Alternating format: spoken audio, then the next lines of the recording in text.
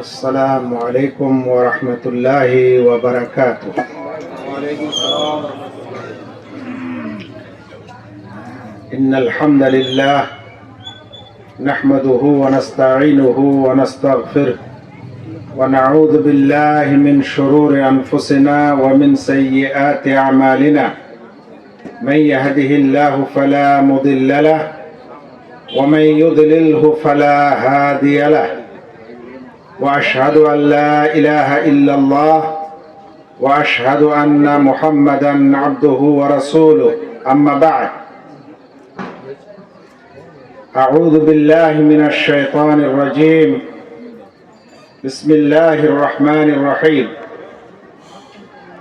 ولقد أوحي إليك وإلى الذين من قبلك لئن أشركت ليحبطن عملك ولتكونن من الخاسرين بل الله فاعبد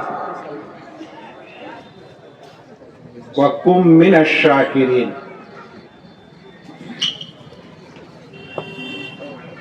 সভার সভাপতি আসন শূন্য, সভার পরিচালক এবং স্টেজে উপস্থিত ওলামায়ে কেরামগণ, দূর দূরান্ত ও আশেপাশে থেকে আগত সম্মানিত ইসলাম প্রিয় দিনী ভাই সকল, পর্দার আড়ালে মা ও বোনেরা এবং স্নেহের কচি ও কাচারা, আল্লাহ রাব্বুল আলামিনের যাবতীয় প্রশংসা এবং প্রিয় নবী মুহাম্মদ মুস্তাফা সাল্লাল্লাহু আলাইহি ওয়াসাল্লামের প্রতি অনেক অনেক দরুদ ও সালাম বর্ষিত হোক। আল্লাহুম্মা সাল্লি আলাইহি আল্লাহুম্মা বারিক আলাইহি। সারাদিনের সফর শেষে বিরতি ছাড়াই আপনাদের কাছে স্টেজে উপস্থিত হয়েছি। সেজন্য শরীর স্বাস্থ্য এবং মন যদি নিস্তেজ থাকে তাহলে আওয়াজের মধ্যেও সেটা বোঝা যায়, এটাই হচ্ছে এর কারণ। কিন্তু আল্লাহ তাআলা তারপরও আপনাদের মাঝে পৌঁছে দিয়েছেন, সে কারণে পড়ি আলহামদুলিল্লাহ। আমাকে যে বিষয়ে আপনারা দিয়েছেন সে বিষয়টি হলো শিরক এবং শিরকের ভয়াবহতা। এ সম্পর্কে আজ আলোচনা আপনাদের কাছে করার জন্য আমি উপস্থিত হয়েছি। আল্লাহ যেন আমাকে সঠিকভাবে এই শিরকের বিষয়টি উপস্থাপন করার, ব্যাখ্যা ও বিশ্লেষণ করার এবং আপনাদেরকে বুঝার, তারপরে সকলকে আমল করার তৌফিক দান করেন, আমিন। আমি প্রথমে একটি আয়াত পাঠ করেছি, সেই আয়াতটির অর্থ আপনারা প্রথমে আগে শুনেন, তারপরে ধীরে ধীরে আমরা ভিতরে যাব ইনশাআল্লাহ। আল্লাহ তাআলা বলছেন, ওয়ালাকাদ উহিয়া ইলাইকা ওয়া ইলাল্লাযিনা মিন ক্বাবলিক। হে নবী, আপনার দিকে ওহী করা হয়েছে এবং আপনার পূর্বের নবীদের দিকেও ওহী করা হয়েছিল। ওহী মানে হচ্ছে আল্লাহ তাআলার প্রত্যাদেশ, আল্লাহর আদেশ, যেটা মহান আল্লাহ তার ফেরেশতা জিবরিল আলাইহিস সালামের মাধ্যমে নবীদের কাছে বা নবীগণকে দিয়ে থাকেন। তো আল্লাহ বলছেন যে তোমাদের দিকে এবং আপনার দিকে এবং আপনার পূর্বের নবীগণের দিকে ওহী করা হয়েছে। লাইন আশরাকতা লা ইয়াহবাতান্না আমালুক। যদি আপনি শিরক করেন তাহলে আপনার সমস্ত আমল পণ্ড হয়ে যাবে। কথাটা আরেকবার ভালো করে শোনেন, যদি আপনি এটা আল্লাহ তাআলা আমাদের শেষ নবী, নবীদের প্রধান সৈয়দুল আম্বিয়া মুহাম্মদ মুস্তাফা সাল্লাল্লাহু আলাইহি ওয়াসাল্লামকে বলছেন যে যদি আপনি শিরক করেন তাহলে আপনার সব আমল পণ্ড হয়ে যাবে। তারপরে বলছেন ওয়ালা তাকুনান্না মিনাল খাসিরিন, এবং আপনি ওই সকল সম্প্রদায়ের অন্তর্ভুক্ত হবেন যারা সফল কাম না। তারপরে বলছেন বালিল্লাহ ফা'বুদ, বরং তোমরা একমাত্র আল্লাহর ইবাদত করো। ওয়া কুম মিনাশ শাকিরিন, আর কৃতজ্ঞতা প্রকাশকারীদের অন্তর্ভুক্ত হও। এই আয়াতে একটি বিরাট বিষয়, যেটা নবী মুহাম্মদ মুস্তাফা সাল্লাল্লাহু আলাইহি ওয়াসাল্লামকে বলা হচ্ছে যে যদি আপনি শিরক করেন তাহলে আপনার সমস্ত আমল নষ্ট হয়ে যাবে। আচ্ছা বলেন তো, যদি নবীদের এরকম বলা হয় তাহলে আমাদের ক্ষেত্রে কি হবে? এজন্য এই শিরক অপরাধটি এত জঘন্য, এত খারাপ যে আমাদেরকে এটা সত্যিকারে ভালো করে বুঝতে হবে। এবং একজন মুমিনই হতে পারে না, একজন মুসলিম পূর্ণ মুসলিম হতে পারে না যতক্ষণ পর্যন্ত সে নিজেকে যাবতীয় শিরকি কার্যকলাপ থেকে দূরে না রাখে। কিন্তু এই শিরক কাকে বলা হয়? আগে এটাই জানতে হবে যে শিরক কাকে বলা হয়। শিরকের একটি সাধারণ সংজ্ঞা হচ্ছে ইবাদাতু গায়রিল্লাহি মাহু, আল্লাহ তাআলার সাথে সাথে আল্লাহ ছাড়া অন্যেরও ইবাদত করা। এখানে দুটি বিষয় আছে, একটা হলো আল্লাহ ছাড়া অন্যের ইবাদত করা, ওটা শিরক।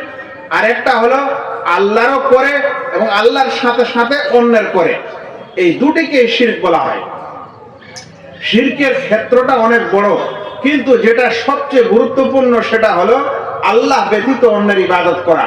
সেটা আপনি আল্লাহর করছেন, সাথে সাথে অন্য কারো করছেন, তাও শিরক।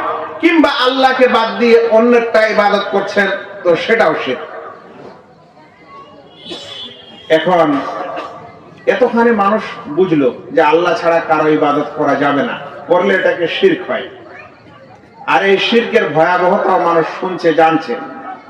মুসলিমদের প্রায় সকল সম্প্রদায় এটা বলবে যে শিরক করা যাবে না, কিন্তু সমস্যা হলো শিরক কোনটা, আমাদের সমাজে কোথায় শিরক হচ্ছে এবং স্বয়ং মুসলিম সমাজে শিরক হচ্ছে কিনা এটা কিন্তু আমরা বুঝছি না। আমরা সবাই এটা বুঝছি যে শিরকটা খারাপ এবং মন্দ, এটা করা যাবে না, কিন্তু কোনটা শিরক সেটা আমরা বুঝছি না। ইনশাআল্লাহ আমাদের ওটা বুঝতে হবে আজকের আলোচনায়। কিন্তু তার পূর্বে শিরকের ভয়াবহতা সম্পর্কে দু তিনটে কথা আরো বলি। পৃথিবীতে যদি আমি আপনাদের জিজ্ঞাসা করি যে ভাইরা, পৃথিবীতে সবচেয়ে একটা বড় জুলুম ও অত্যাচারের কথা বলেন তো, যেটা সবচেয়ে বেশি অত্যাচার, সবচেয়ে বড় জুলুম কি? তো সাধারণত মানুষের মাথায় আসে জুলুম মানে কারো উপর অত্যাচার করা, তাহলে হয়তো কাউকে মার্ডার করা এটা সবচেয়ে বড় অপরাধ হবে। কেউ হয়তো মনে করবে যে সবচেয়ে বড় অপরাধ হচ্ছে যে ভারতের মুসলিমদেরকে তাদের নাগরিকতা ছিনিয়ে নেওয়া হবে। কেউ হয়তো মনে করবে আমাদের ওয়াকফ সম্পদকে নিয়ে নেওয়া হবে, এটাও বড় অপরাধ। কেউ হয়তো বলবে আমার জমি জমা কেউ না হোক লিখে নিবে, এটাও একটা বড় অপরাধ। কেউ হয়তো বলবে ইত্যাদি গুনাহ ও পাপের কথা। কিন্তু আল্লাহ রাব্বুল আলামিন বলছেন ইন্নাশ শিরকা লা যুলমুন আযীম, অবশ্যই শিরক হচ্ছে সবচেয়ে বড় পাপ, সবচেয়ে মহা জুলুম, মহা অত্যাচার। সূরা লোকমান 13 নম্বর আয়াত। তো শিরক হচ্ছে সবচেয়ে বড় জুলুম। কিভাবে ভাই, কিভাবে শিরকটা বড় জুলুম? কারণ ইবাদত হচ্ছে আল্লাহর অধিকার। ইবাদতটা কি? আল্লাহর অধিকার। এখন কেউ যদি আল্লাহর অধিকার আল্লাহকে না দিয়ে অন্যকে দেয় তাহলে এটা জুলুম নয়? এই জন্য শিরককে বলা হচ্ছে সবচেয়ে বড় জুলুম। কারণ ইবাদত আল্লাহর অধিকার, মানুষ যখন শিরক করে তখন আল্লাহর এই অধিকার আল্লাহকে না দিয়ে অন্য কাউকে দেয়। যদি আপনার অধিকারটা আপনাকে না দিয়ে অন্য কাউকে দেওয়া হয় তো আপনাকে কেমন লাগবে? মানে আপনার 1 বিঘা মাটির আপনি মালিক, এটা আপনার অধিকার, আপনাকে যদি এটা না দেয় কেউ, মানুষ অন্য কাউকে দেয়, তো কেমন লাগবে আপনাকে? আল্লাহ রাব্বুল আলামিনের কেউ যদি শিরক করে তাহলে আল্লাহ রাব্বুল আলামিনের যা অধিকার, যা সম্মান, সেটা সে আল্লাহ ছাড়া অন্যকে দিল। এই জন্যই আল্লাহ রাব্বুল আলামিন বলছেন ইন্নাশ শিরকা লা যুলমুন আযীম, শিরক হচ্ছে সবচেয়ে বড় জুলুম। আল্লাহু আকবার। আল্লাহ রাব্বুল আলামিন মানুষকে ক্ষমা করার কথা বলেছেন। আল্লাহ তাআলার রহিম, করিম, দয়াময়, দয়াশীল, এত দয়া যে তিনি যদি পৃথিবীর সকল মানুষ যদি দুনিয়ার সবচাইতে খারাপ মানুষের মতো হয়ে যায়, তবুও আল্লাহ তাআলার কোনো কিছু ক্ষতি করতে পারবে না। আর সকল মানুষ যদি পৃথিবীর সবচাইতে ভালো মুত্তাকি মানুষটার মতো হয়ে যায়, তবুও আল্লাহ তাআলার বড়ত্বে কিছু বেশি হবে না। তিনি অসীম। সেই আল্লাহ রাব্বুল আলামিন তিনি আমাদেরকে একটা ইশারা ও ইঙ্গিত করছেন এবং একটা আমাদের সুসংবাদ দিয়ে বলছেন, ইন্নাল্লাহা লা ইয়াগফিরু আন ইউশরাকা বিহি ওয়া ইয়াগফিরু মা দুনা যালিকা লিমান ইয়াশা। আল্লাহ তাআলা ক্ষমা করেন না যে তার সাথে শিরক করে, অংশী করে। এছাড়া এর চেয়ে কম পর্যায়ের গুনাহ পাপ চাইলে তিনি ক্ষমা করে দেন। তাহলে আমরা যদি আকলমান হই, জ্ঞানী হই, তাহলে আমরা বলবো জীবনে যাই হোক শিরকটা যেন আমার থেকে না হয়। শিরক ছাড়া অন্য গুনাহ যদি হয়, তাহলে আল্লাহ আমাকে ক্ষমা করতে চেয়েছেন বা ক্ষমা করার ইঙ্গিত দিয়েছেন। মানে ইঙ্গিত আছে যে আল্লাহ ছাড়া, আল্লাহ শিরকের পাপকে ক্ষমা করেন না, এছাড়া অন্য কিছু চাইলে তিনি কি করেন? ক্ষমা করতে পারেন। যেটা আমাদের জ্ঞানী মুসলিম ব্যক্তিদের জ্ঞান যাদের আছে, তারা এখানে বুঝতে সক্ষম হবে যে আমাদেরকে শিরক করা চলবে না। অন্য কিছু পাপ যদি হয়ে যায়, তাহলে সেটা মাফ হওয়ার সম্ভাবনা আছে। এই শিরক এবং তাওহীদের সংঘর্ষ সৌদি আরবে চলেছিল। যখন মুহাম্মদ বিন আব্দুল ওয়াহাব রাহিমাহুল্লাহ, একজন বিখ্যাত আলেম, যাকে আমাদের দেশের এখন বর্তমান মুসলিম সম্প্রদায়ের মধ্যে যারা শিরকারী, তারা তাকে ওয়াহাবি বলে গালি দেয়। সেই মুহাম্মদ বিন আব্দুল ওয়াহাব রাহিমাহুল্লাহর যুগে যখন তাওহীদ ও শিরকারীদের মধ্যে সংঘর্ষ হয়, তখন তিনি অনেক বই পুস্তক এবং লেখালেখি করেন। সেই সকল লেখালেখির মধ্যে একটি কথা তিনি বলতেন যে আশিরকু ফিত তাওহীদ কাল হাদাসে ফিল উযু। তাওহীদের পর, ঈমানের পর, মুসলিম হওয়ার পর কেউ যদি শিরক করে, তাহলে ওর উপমাটা ওরকমই যেরকম কেউ ওযু করার পর তার হাওয়া বের হয়ে যায়। ওযুর পর যদি কারো হাওয়া বের হয়, তাহলে কি ওযু থাকবে না নষ্ট হবে? কারো দ্বিমত আছে? পৃথিবীর কোন ফাকিহ ও ফুকাহারা কোন মতভেদ করেননি যে না কে জানে হাওয়া বের হলে ওযু ভাঙবে কি ভাঙবে না, কি আস্তে বের হলে ভাঙবে না, জোরে হলে ভাঙবে, কিংবা একবার হলে ভাঙবে না, কম করে হলে দুইবার হওয়া চাই, এরকম কোনো মতভেদ নেই। যে ওযু করার পর যদি কারো হাওয়া বের হয়, তাহলে তার ওযু নষ্ট হয়ে যাবে, বিনষ্ট হয়ে যাবে, এতে কোনো দ্বিমত নেই। তিনি শেখ বলতেন যে কেউ ঈমানের পর, মুসলিম হওয়ার পর যদি শিরক করে, তাহলে তার ঈমান তৎক্ষণাৎ নষ্ট হয়ে যাবে, যেরকম ওযু করার পর হাওয়া বের হলে তার ওযু নষ্ট হয়। আল্লাহু আকবার। আপনারা আরো শুনেন, আল্লাহ রাব্বুল আলামিন বলছেন, ইন্নাহু মান ইউশরিক বিল্লাহ, যে ব্যক্তি আল্লাহর সাথে অংশী স্থাপন করবে, মানে আল্লাহর হক আল্লাহ ছাড়া কাউকে দিবে, আল্লাহর ইবাদত আল্লাহর জন্য না করে অন্য কারোর জন্য ইবাদতের কোনো অংশ করবে, তো আল্লাহ বলছেন ফাকাদ হারামাল্লাহু আলাইহিল জান্নাহ, তার উপর জান্নাত হারাম করে দিয়েছেন। ভাই, একটা কথা হলো যে তাকে জান্নাত দিবেন না, আর একটা হলো তার উপর জান্নাত হারাম করে দিয়েছেন। বলেন তো কোনটা বেশি কঠিন? আপনি যদি আপনার ছেলেকে কোন সময় ধমক দেন আর বলেন যে তুমি বাড়িতে আসবে না, আর যদি এটা কথা বল তুমি আমার বাড়ির চৌখাটাও আসবে না, দুটোর মধ্যে পার্থক্য আছে কিনা? তো আল্লাহ তাআলা এখানে বলছেন যে ব্যক্তি তার সাথে শিরক করবে তাকে জান্নাত দিব না, এটা বলছেন না, বলছেন জান্নাত তার উপর হারাম। এই কঠিন ধমক দেওয়ার পর আরো বলছেন ওয়া মাওয়াহুন নার, এবং তার ঠিকানা হচ্ছে জাহান্নাম। প্রথম কথাটা যথেষ্ট ছিল, কিন্তু তারপরে আবারও বলছেন তার ঠিকানা হচ্ছে জাহান্নাম। ওয়া লিল যালিমিনা মিন আনসার, আর জুলুমকারীদের, অত্যাচারকারীদের জন্য কোনো সাহায্যকারী পাওয়া যাবে না। কারণ ইতিপূর্বে আল্লাহ বলে দিয়েছেন শিরক হলো সবচেয়ে বড় জুলুম, মহা জুলুম। তাহলে এখানেও শিরকের যখন আলোচনা হয়েছে, তখন আল্লাহ বলছেন এই জালেমদের জন্য, মানে শিরককারীরা জালেম, এই জালেমদের জন্য কোন রকম মদদগার, সাহায্যকারী পাওয়া যাবে না। সূরা মায়েদা 72 নম্বর আয়াত। এরপর একটি হাদিস শুনেন। হাদিসটিকে জাবের বিন আব্দুল্লাহ রাদিয়াল্লাহু তাআলা আনহু বর্ণনা করছেন। আল্লাহ রাসূল সাল্লাল্লাহু আলাইহি ওয়াসাল্লাম বলছেন, মান লাকিয়া আল্লাহ লা ইউশরিক বিহি শাইআ, যে ব্যক্তি আল্লাহর সাথে সাক্ষাৎ করলো এই অবস্থায় যে সে কোনো কিছুকে শরীক করেনি, তার সাথে আল্লাহর সাথে কোনো কিছুকে অংশী করেনি, এই অবস্থায় যে আল্লাহর সাথে সাক্ষাৎ করলো, দাখালাল জান্নাহ, সে জান্নাতে চলে গেল। ওয়ামান লাকিয়াহু ইউশরিক বিহি শাইআ, আর যে ব্যক্তি আল্লাহর সাথে এই অবস্থায় সাক্ষাৎ করলো যে সে শিরক করেছে, দাখালান নার, তাহলে সে জাহান্নামে চলে গেল। হাদিসটিকে ইমাম মুসলিম বর্ণনা করেছেন। ভাইয়েরা, যে শিরক না করে মারা যাবে, শুধুমাত্র তার মধ্যে তাওহীদ থাকবে, এই বিশ্বাস থাকবে যে আল্লাহ ছাড়া আবার কোনো সত্য মাবুদ নেই, তাই আল্লাহ ছাড়া আমি কারো ইবাদত করব না, এই বিশ্বাসের উপর থেকে যদি কোনো ব্যক্তি মারা যায়, তাহলে সে ব্যক্তির ক্ষমা হওয়ার সম্ভাবনা আছে। কিন্তু যদি কেউ এই বিশ্বাসও রাখছে আর অন্যদিকে অন্যের ইবাদতও চালাচ্ছে, এটা একটু পরে আলোচনা শুরু করব, তাহলে সে মানুষের কোনো আশা নেই এবং সে কোনো আকাঙ্ক্ষা করতে পারে না। একটি সুন্দর হাদিস মনে পড়ে গেল, যখন মুমিন মানুষেরা পুলসিরাত পার হবে, দেখেন পুলসিরাতে কিন্তু কাফের মুশরিকরা উঠবে না, কারণ পুলসিরাতে তারাই পার হবে যাদের মধ্যে ঈমান থাকবে।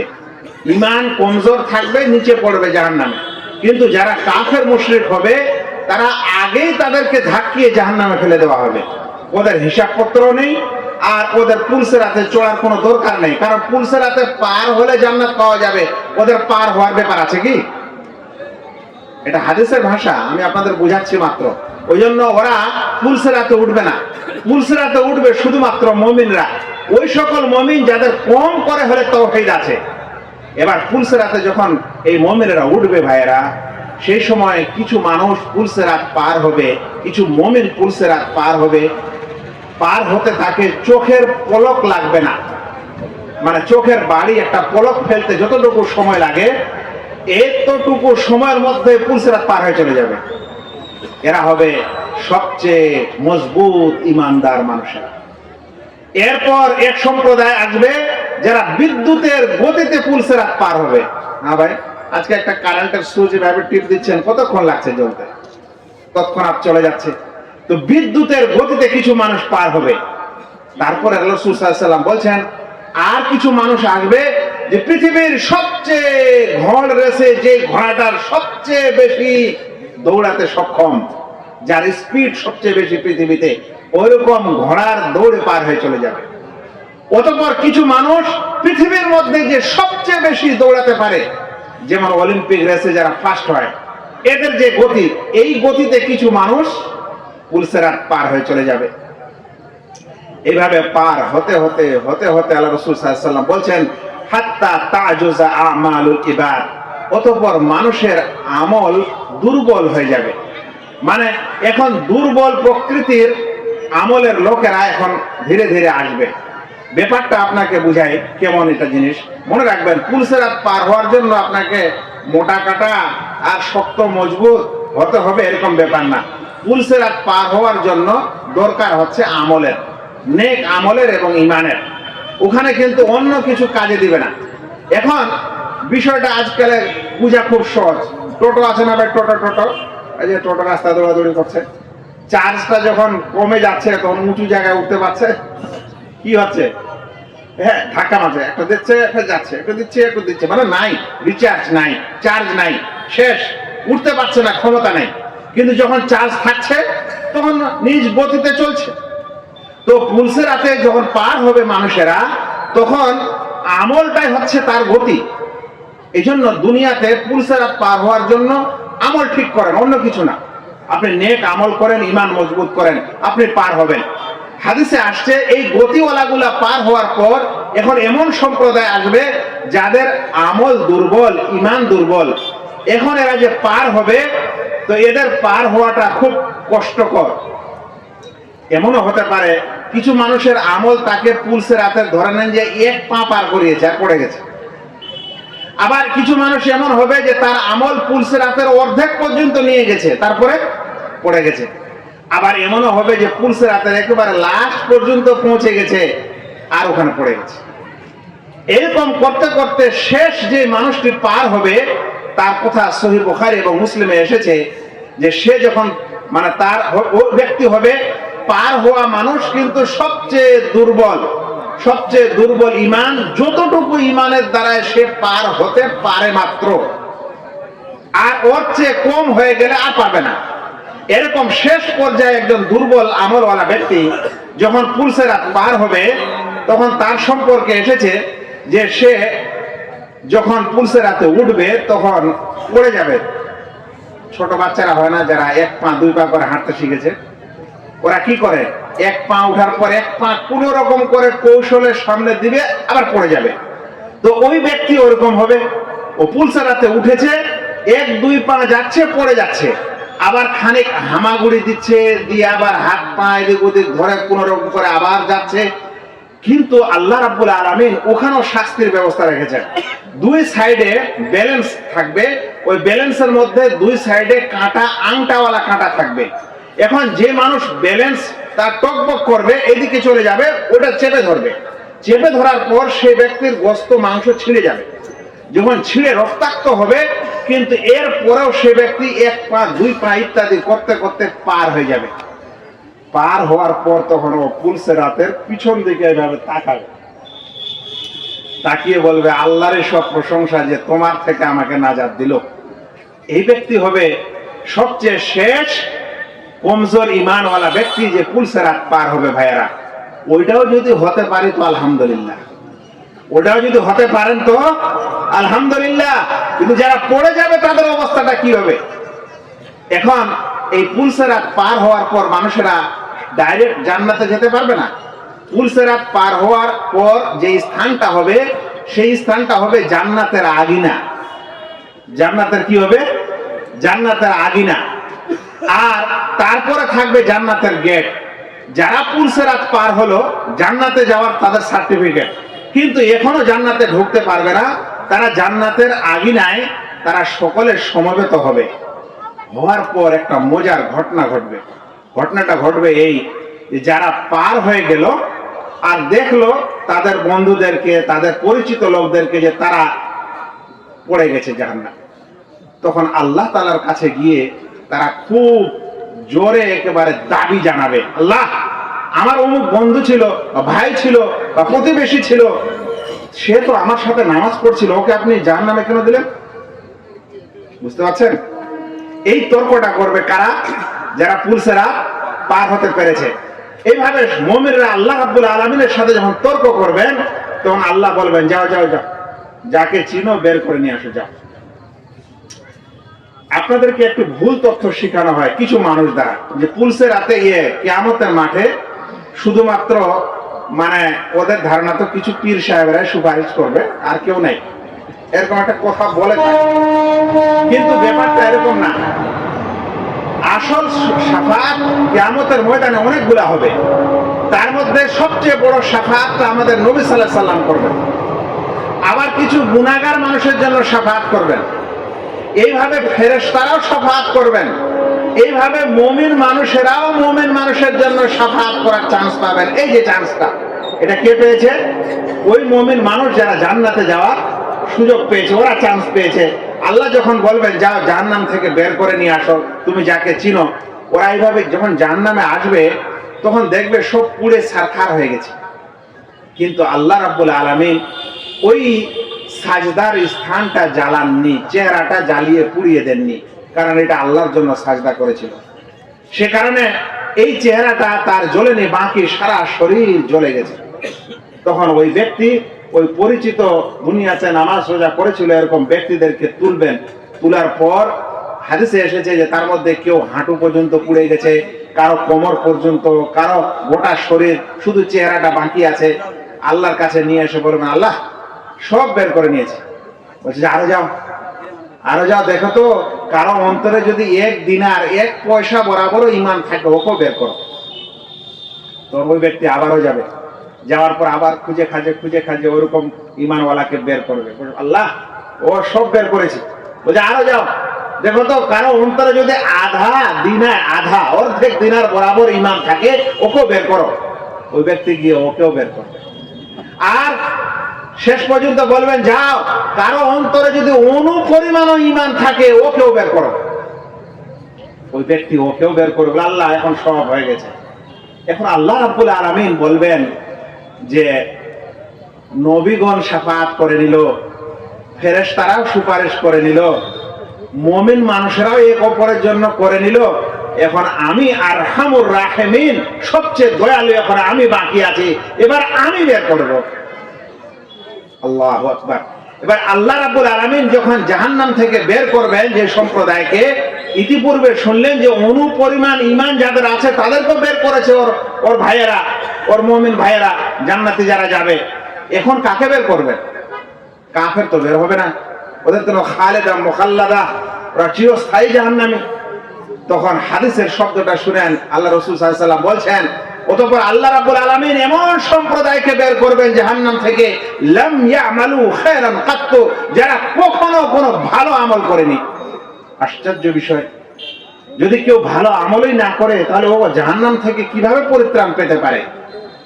ওলামায়ে কেরামরা বলছেন এই হাদিসটার অর্থ হলো যে সে শাহাদাতাইন, তাওহীদ, আল্লাহকে একমাত্র নিজের ইলাহ ও মাবুদ বলে স্বীকার করেছে, কিন্তু তারপরে আর কোন নেকির কাজ করেনি, এরকম সম্প্রদায়কে বের করে নিলেন। আপনার মাইক ডিস্টার্ব আছে ভাই, আমার গলার আওয়াজ টানছে। কি বলছিলাম যে এবার কি হবে? আল্লাহ তাআলা যে বের করবেন ওই সম্প্রদায় কোনো কিছু আমল করেনি, তার মানে হলো এই যে মাত্র তার মধ্যে তাওহীদ ছিল, এছাড়া আর কোনো নেকির কাজ ছিল না, তাদেরকেও আল্লাহ রাব্বুল আলামিন জাহান্নাম থেকে বের করবেন। এখন কথা হলো যে এই তাওহীদের সেই মূল্য যে আল্লাহ রাসূল সাল্লাল্লাহু আলাইহি ওয়াসাল্লামের হাদিস যে শুনলেন যে আল্লাহর সাথে সাক্ষাৎ করবে এই অবস্থায় যে সে কোনো কিছুকে শিরক করেনি, তাহলে আল্লাহ তাআলা তাকে মাফ করে দিবেন, তাকে জান্নাত দিবেন। এগুলা ওই সম্প্রদায় যাদেরকে বের করা হবে, যাদের মধ্যে তাওহীদ ছিল, শিরক ছিল না। এই জন্য বলছিলাম যে জিন্দেগিতে যদি আপনার মাত্র তাওহীদটাই থাকে, তাওহীদ মানে এই বিশ্বাস, এই দৃঢ় বিশ্বাস যে আল্লাহ রাব্বুল আলামিন ছাড়া কোনো সত্য মাবুদ নেই, একমাত্র আমার উপাস্য তিনি মহান আল্লাহ, তিনি ছাড়া আমি কারো জন্য ইবাদত করব না, এই বিশ্বাসের উপর দৃঢ় থাকা, এটাকে তাওহীদ বলা হয়। ভাইরা, তো এই তাওহীদ যে মানুষের থাকবে সেই মানুষকে আল্লাহ রাব্বুল আলামিন বের করবেন। কিন্তু আরো একটা মজার বিষয় আছে, আল্লাহ যখন তাদের বের করবেন না, তো তাদের ঘাড়ে পিছনে একটা মোহর মারবেন, ওই মোহরটাতে লেখা থাকবে ওয়াতাকাউল্লাহ, এর মানে হলো আল্লাহ তাআলার পক্ষ থেকে স্বাধীনকৃত ব্যক্তি। মানে এদেরকে আল্লাহ তাআলা নিজ রহমতে কি করে দিয়েছেন? স্বাধীন করেছেন। এরা যখন জান্নাতে ঢুকবে এরা বুঝতে পারবে না যে আমাদের ঘাড়ে কোনো কিছু সাইনবোর্ড আছে, কিন্তু অন্যান্য জান্নাতীরা বুঝতে পারবে যে এদেরকে আল্লাহ তাআলা আজাদ করেছে, স্বাধীন করেছে, তাই জান্নাতে আসতে পেরেছে। এরা নিজের আমলের কারণে এই জান্নাতে আসেনি। আল্লাহু আকবার। আমি আপনাকে যেটা বোঝাতে চাচ্ছিলাম সেটা হলো যে কোনো ব্যক্তি যদি তাওহীদের উপর থাকে আর শিরক না করে, তাহলে তার জন্য এই সুযোগটুকু আছে, আলহামদুলিল্লাহ। কিন্তু যদি কোনো মানুষের শিরক থাকে তাহলে কোনো সুযোগ নেই। আপনি পুলসেরাতের আগে পড়েন, মাঝে পড়েন, লাস্টে পড়েন, মুমিনদেরও সুপারিশ হবে, আপনি সেই শাফাআত পাবেন না। নবীর শাফাআত হবে, কিন্তু আপনি সেই শাফাআত পাবেন না। হাদিসটি ভালো করে শুনেন, না ভালো করে বলছি। রাসূল করিম সাল্লাল্লাহু আলাইহি সাল্লাম বলছেন যে আমার শাফাআত সেই ব্যক্তিকে নসিব হবে মান ক্বালা লা ইলাহা ইল্লাল্লাহ খালিসাম মিন কলবিহি, যে ব্যক্তি লা ইলাহা ইল্লাল্লাহ আন্তরিকতার সাথে বলেছে আর তার দ্বারা কোনো শিরক হয়নি, সেই শাফাআত পাবে আমার নবীর, তাছাড়া কেউ পাবে না। এই জন্য আপনি এটা মনে করেন না যে আপনি লা ইলাহা ইল্লাল্লাহ বলেছেন আর এদিকে শিরকও করেছেন আর নবীর শাফাআত পেতে যাচ্ছেন। আর দুঃখের বিষয়, আপনারা নবীর শাফাআত বাদ দিয়ে এখন আপনার পীর তোলার পীরের শাফাআত পেতে যাচ্ছেন। এটা একটা আবার আশ্চর্যজনক বিষয়। জানেন, যখন পুলসেরাতে পার হবে মানুষেরা, তখন সহিহ মুসলিমের হাদিসে এসেছে ওই দিন কোন মানুষ কথা বলবে না একমাত্র নবীগণ ছাড়া। আমাদের প্রিয় নবী মুহাম্মদ মুস্তাফা সাল্লাল্লাহু আলাইহি ওয়াসাল্লাম এই পুলসেরাতের ধারে দাঁড়িয়ে থাকবেন এবং বলবেন আল্লাহুম্মা সাল্লিম সাল্লিম, হে আল্লাহ শান্তিতে ভালোভাবে আমার উম্মতকে পার করাও। আরো একটা সুসংবাদ শুনেন পৃথিবীতে আমরা এসেছি শেষ নবীর উম্মত, তাই না? তার মানে আমাদের পূর্বে যত নবী ছিলেন তারা সব চলে গেছেন, বিগত হয়ে গেছেন। এখন আখিরাতে কিয়ামতের দিনে যখন বিচার আচার শুরু হবে ও হিসাব নিকাশ হবে, তখন কিন্তু সুযোগটা আমাদের আগে আসবে। পুলসিরাতে যে পার হব, পুলসিরাতে পার হবে আমাদের নবী মুহাম্মদ সাল্লাল্লাহু আলাইহি সাল্লামের উম্মত আগে, কারণ আমরা এসেছি দুনিয়াতে পরে, চান্স পাবো ওখানে আগে। আর যদি আমল ভালো না থাকে তো আগে না যাওয়াই ভালো, পিছিয়ে যাওয়াই ভালো, একটু শাস্তিটা পরে পাবেন। সেই জন্য একটু বোঝা উচিত যে আমরা কোন নবীর উম্মাহ এবং আমাদের কি করা দরকার আর আমরা কি করি দুনিয়াতে। যাক, আমি যা আপনাদের বোঝাচ্ছিলাম সেটা হলো, এটা হলো শিরকের ভয়াবহতা। আর কারোর মধ্যে যদি তৌহিদ থাকে তাহলে তৌহিদের লাভটা কতখানি, এমনকি সে যদি কিয়ামতের ময়দানে ওইটা না পায়, জাহান্নামেও চলে যায়, তারপরেও কোনো না কোনো রূপে সে জাহান্নাম থেকে বের হওয়ার সুযোগটা একজন তৌহিদবাদী ব্যক্তির রয়েছে, কিন্তু শিরকারীর সেটা কিন্তু কোনো সুযোগ নেই। ভাইরা, এরপরে এবার শুনেন, শিরক দুই ধরনের, একটা হলো বড় শিরক আর একটা হলো ছোট শিরক। যেমন বড় কুফরি হয় এবং ছোট কুফরি হয়, যেমন বড় গুনাহ হয় আর ছোট গুনাহ হয়, ঠিক তেমন শিরক বড় হয় আবার শিরক ছোট হয়।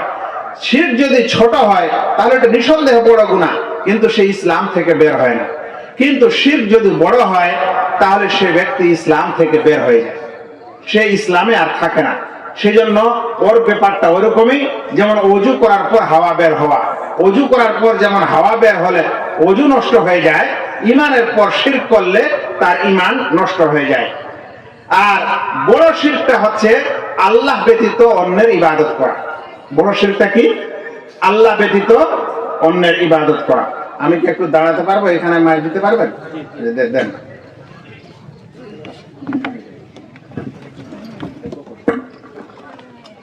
ওটাকে একটু টেনে নে, ওদিকে সাইডে টেনে নে।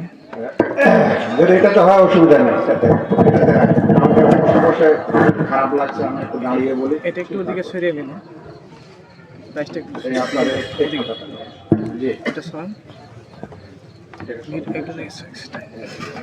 ওটা নিচে, ওটা হটান, বাস। আচ্ছা, এবার শুনেন, আমি বলছিলাম যে শিরক ছোট হয় আবার শিরক বড় হয়। আপনারা এতক্ষণে একটা কথা মাথায় হয়তো আপনাদের অনেকের এসেছে যে মুসলিমরা কি শিরক করে? মুসলিমরা কি শিরক করে? কারণ আপনারা হয়তো মনে মনে ভাবছেন যে আল্লাহ ছাড়া অন্যের ইবাদত তো আমরা দেখিও মুসলিমরা করে, মানে ওরা মূর্তি টুর্তির পূজা করে, তো এটা আল্লাহ ছাড়া অন্যের ইবাদত হলো। কিন্তু আমরা মুসলিম, আমরা তো আর আল্লাহ ছাড়া অন্যের ইবাদত করি না। তাহলে আমরা তো সকলেই কোনো না কোনো রূপে আমরা তো মুসলমান এবং মুমিন হয়ে আছি, এবং কোনো না কোনো রূপে আমরা তাওহীদের উপর আছি। আল্লাহ তাআলা একদিন না একদিন আমাদেরকে অবশ্যই জান্নাত দিবেন, এটা আমাদের একটা ধারণা। ভাইরা, এই মুসলিম সমাজে মূর্তি পূজার মাধ্যমে এখনো শিরক আসেনি, তবে কিয়ামতের পূর্বে আল্লাহ রাসূল সাল্লাল্লাহু আলাইহি ওয়াসাল্লামের একটা ভবিষ্যৎবাণী আছে যে আমার উম্মতের কিছু মানুষ মুশরিকদের সাথে মিলে যাবে। মানে মুশরিকরা যেভাবে আল্লাহ ব্যতীত অন্যের ইবাদত ও কৃষ্টি কালচার তাদের সাথে সে মিলে যাবে। তার মানে এমন এক সময় আসবে যে মুসলিমদের মধ্যে মূর্তি পূজাও পাওয়া যাবে। হয়তো এখন আপনারা সচরাচর দেখতে পাচ্ছেন না, তাই মনে করছেন যে আমরা তো মূর্তির পূজা করি না, তাহলে মনে হয় আমাদের মাঝে শিরক নেই। আমাদের মাঝে শিরক মূর্তি পূজার মাধ্যমে না আসলে অন্য ইবাদতের মাধ্যমে এসেছে। তার মধ্যে সবচেয়ে বড় বিষয়, যেখানে কোনো মূর্তির আকার নেই অথচ মানুষেরা আল্লাহ ছাড়া অন্যের ইবাদত করতে থাকে, সেটা হলো আল্লাহ ছাড়া অন্যের কাছে দোয়া করা ও প্রার্থনা করা, আল্লাহ ছাড়া অন্যের কাছে সমস্যার সমাধান চাওয়া। এটা কি জিনিস ভাই? আপনার যখন ছেলে সন্তানের দরকার, ধরেন আপনি যদি বলেন আল্লাহ আমাকে তুমি একটা ছেলে সন্তান দাও, আপনার একটা চাকরির দরকার, আপনি বলছেন আল্লাহ আমাকে একটা রোজগার, একটা চাকরির ব্যবস্থা করে দাও। আপনার অসুখ হয়েছে, আপনি বলেন আল্লাহ আমার অসুখকে ভালো করে দাও, ঠিক না? এটাকে কি বলে? দোয়া? এটাকে কি বলে? দোয়া বলে, এটাকে প্রার্থনা বলে। তো আল্লাহ রাব্বুল আলামিন বলছেন ওয়াকালা রাব্বুকুম উদউনি আস্তাজিব লাকুম। আল্লাহ তোমাদের রব বলেন তোমরা আমার কাছে দোয়া করো, আমি তোমাদের দোয়া শুনবো। এটা কে বলছেন? আল্লাহ। একটা কথা ভাববেন, ইবাদত মানে হলো যা যা কিছুকে, যে সমস্ত কাজ কথা কে আল্লাহ পছন্দ করেন, যেগুলাকে তিনি আদেশ করেছেন, সেই সব কিছু ইবাদত। এখন এখানে দেখা যাচ্ছে আল্লাহ তাআলা আমাদেরকে দোয়া করতে বলছেন কার কাছে? তার কাছে। তাহলে যখন এটা আদেশ করলেন তখন এই কাজটা ইবাদত। এই কাজটা কি হলো? ইবাদত। আমরা কিন্তু আমার কাছে কিন্তু পড়াশোনার মতোই শুনেন, আমি আপনাদের বলে দিয়েছি আল্লাহ ছাড়া অন্যের ইবাদত করাকে শিরক বলা হয়। ওয়াল্লাহি মুসলিম সমাজের সবাই কথা বলবে, ওই জন্য আমি গভীর সংজ্ঞাটা আনিনি, সোজাটা বলছি যেন সকলে বুঝেন আপনারা। তাহলে আল্লাহ ছাড়া অন্যের ইবাদত শিরক, এটা আমরা জানি। এখন ইবাদত কাকে বলে? যা কিছুর আল্লাহ আদেশ করেছেন সেটা ইবাদত। যেমন নামাজ পড়তে আদেশ করেছেন, ইবাদত। পিতামাতার সেবা করতে বলেছেন, ইবাদত। যাকাত দিতে বলেছেন, ইবাদত। জিকির আজকার করতে বলেছেন, ইবাদত। তার কাছে দোয়া করতে বলেছেন, এটা ইবাদত। কারণ আল্লাহ কোরআনে বলছেন ওয়াকালা রাব্বুকুম উদউনি আস্তাজিব লাকুম। তোমাদের রব বলেন তোমরা আমার কাছে প্রার্থনা করো, ডাকো, আমি তোমাদের দোয়া কবুল করব। এখন আপনার সমস্যার সময় যদি আপনি বলেন খাজা বাবা আমার সন্তান হচ্ছে না, 10 বছর বিয়ে হয়ে গেছে, আমাকে একটা সন্তান দেন, তাহলে এটা কার কাছে দোয়া করা হলো? তাহলে এই জন্য বলছিলাম যে মূর্তির কাছে পূজা করলে শিরক হয়। এই বেকুফি জ্ঞানটা মাথায় যদি থাকে তাহলে অন্য শিরক মানুষ বুঝতে পারবেন। মানে শিরক মানে হচ্ছে আল্লাহ ছাড়া অন্যের ইবাদত করা। এখন আপনি আল্লাহ ছাড়া অন্যের ইবাদত মূর্তিকে করেন, গাছের করেন, মানুষের করেন, ফেরেশতার করেন, এমনকি যদি নবীদেরও করেন, তাহলেও সেটা শিরক হবে। কারণ আল্লাহ ছাড়া কারো ইবাদত জায়েজই নয়। এখন আপনাকে দোয়া ইবাদতটা আল্লাহ করতে বলছেন তার কাছে, আপনি এখন করবেন আল্লাহ ছাড়া অন্যের কাছে। এই জন্য মুসলিম উম্মতে শিরক এসেছে দোয়া ও প্রার্থনার মাধ্যমে, যেখানে মানুষ আল্লাহ ছাড়া অন্যের কাছে দোয়া করে ও প্রার্থনা করে। ভাইরা, মানুষের কাছে কি দোয়া করতে পারে না? চট করে প্রসঙ্গ এখানে আসবে, মানুষ বলবে যে আমরা তো অপরের কাছে কিছু চাই, প্রার্থনা করি, আমাকে এই জিনিসটা দাও, অমুক জিনিসটা দাও, তমুক জিনিসটা দাও। আমরা তো মানুষের কাছে আহ্বান করি, দোয়া করি, তো তাহলে করে এগুলো তাহলে শিরক হবে? এরকম আমাদের সংশয় বলা হয়। একটা সূত্র মনে রাখবেন সকল ভাইয়েরা, মানুষের কাছে ওই জিনিসই চাইতে পারে যেটা সে দিতে সক্ষম। মানুষ দিতে যেটা সক্ষম। অর্থাৎ আপনার কাছে যদি আমি বলি ভাই 100 টাকা দেন, তো আপনি 100 টাকা দেওয়ার ক্ষমতা রাখেন। কিন্তু আমি যদি আপনাকে বলি যে ভাই আমার সন্তান হয় না, একটা বাচ্চা দেন তো, এটা ক্ষমতা রাখে মানুষ? এটা আল্লাহর পাওয়ার, এটা আপনি মানুষের কাছে চাইতে পারবেন না, কখনোই পারেন না। আরো একটা কথা শুনেন, দেখেন একজন মানুষ পৃথিবীতে ওই মানুষের কাছেই চাইতে পারে যেই মানুষ পৃথিবীতে জীবিত। মৃতর কাছে কোনোদিন মানুষ চাইতে পারে না। পারে? আপনার বাবা যদি মারা যায়, পৃথিবীর সবচেয়ে প্রিয় মানুষটা যদি আপনার মারা যায়, এখনো মাটি দেননি, এখানে রেখেছেন, ধরেন বাড়ির আঙ্গিনায়, আপনার ভাই বোনেরা তর্ক লেগেছে জমি জমা নিয়ে, স্বর্ণগুলা নিয়ে, কে কোনটা নেবে। আপনি কি ওই দফন করেননি, এখনো কবরে দেননি, আপনি কি আপনার বাবার কাছে গিয়ে বলবেন যে বাবা ঝগড়া লেগেছে, বলেন তো কি করা যায়? বলবেন? বলবেন ভাইরা, বলবেন? পৃথিবীর কোন অজ্ঞ মুসলিমও কি এটা করবে? তার মানে আমরা মনে করি যে একজন মানুষের কাছে আপনি তখন চাইতে পারেন যখন সে কি হয়, জীবিত থাকে। মৃতর কাছে কেউ চায় না। এখন বলেন তো, যেই বাবাদের কাছে আজ চাওয়া হয়, যতগুলা খাজা বাবা আছে, যতগুলা পীর ও মাজার আছে, তারা পৃথিবীতে মারা যায়নি, তাদেরকে কফন দফন করা হয়নি, তাদেরকে মাটি দেওয়া হয়নি, তাহলে তার কাছে আপনি কিভাবে চাইতে পারেন? আপনি আপনার বাবার কাছেই চাইতে পারছেন না, অথচ তার লাশ এখনো দুনিয়াতে আছে, আর এই 1000 বছর 100 বছর পূর্বে মরে সরে পচে সব শেষ হয়ে গেছে, আপনি বলছেন কি যে হে বাবা আমাকে অমুক জিনিসটা দাও। তার মানে আপনি মৃত্যুর কাছে চাচ্ছেন, আপনি অজ্ঞ, আপনি পৃথিবীতে অন্য মৃত্যুর কাছে চান না, আর এই মৃত্যুর কাছে চাইতে গেছেন। এই কারণেই শেখানো হয় যে ওলিরা মারা যায় না। কি কারণে শেখা হয়? এই কারণে শেখানো হয় যে ওলিরা মারা যায় না, কারণ যদি মৃত হয় তাহলে আপনি বলবেন মৃত তো কিছু দিতে পারে না, ওই জন্য বারবার বলা হয় ওলিরা মারা যায় না। তো মারা যদি না যায় তো কবরে দিয়েছেন কেন? মারাই যদি না যায় তাহলে আপনাদের মতো বেয়াদব কি আর হবে যে সবচেয়ে আপনার নেক মানুষটাকে আপনি জিন্দা মানুষটাকে কাপড় চোপড় পরিয়ে গোসল করিয়ে একেবারে কবরে ঢুকিয়ে দিলেন? আশ্চর্য জ্ঞান। এটা বলছিলাম এক নম্বর, যে মানুষ মানুষের কাছে তখন চাইতে পারে যখন কোনো মানুষ জীবিত থাকে। দ্বিতীয়, মানুষ একজন মানুষের কাছে তখন চাইতে পারে যখন সে মানুষ কাছাকাছি উপস্থিত থাকে। আমি এখন আমার বাড়িতে এটা বলতে পারি না আমার স্ত্রীকে বা আমার ছেলে মেয়েকে যে বাবারা ঘুমাবার আগে দরজাটা ভালো করে লাগিয়ে দিও, বলতে পারবো? হ্যাঁ, যোগাযোগ মাধ্যম যদি হয় মোবাইল, তাহলে আমার কথাকে ট্রান্সফার করে ঠিক আছে, কিন্তু বিনা কোনো ট্রান্সফার এটা বলা যাবে? অথচ তারা জীবিত না, জীবিত নয়।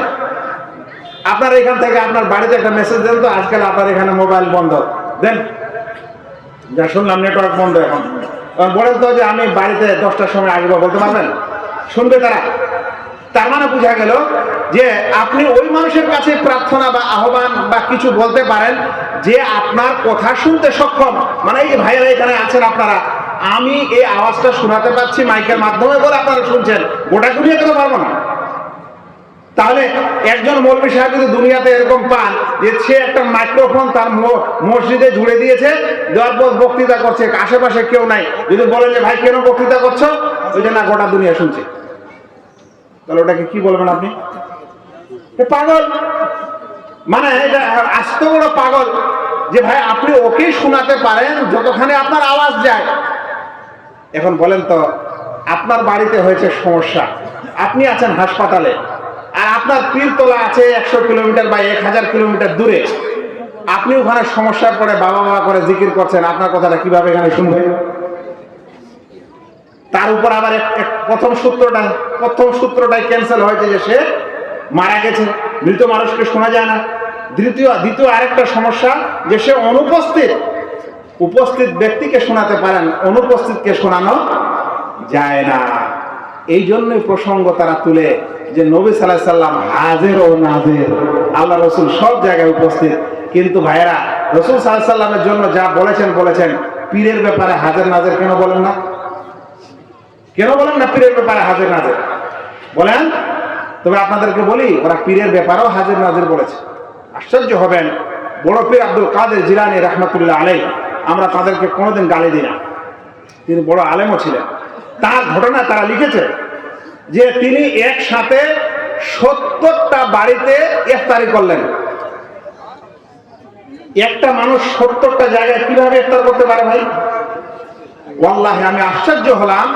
তারপরে আমি টেলিভিশন দেখছিলাম, টেলিভিশনে দেখতে দেখতে একদিন সাই বাবা একটা আছে না ভারতের, ওই সাই বাবার কোথায় দেখলাম ওর জীবনে এটা এসেছে যে ও একসাথে 70টা বাড়িতে গেছে।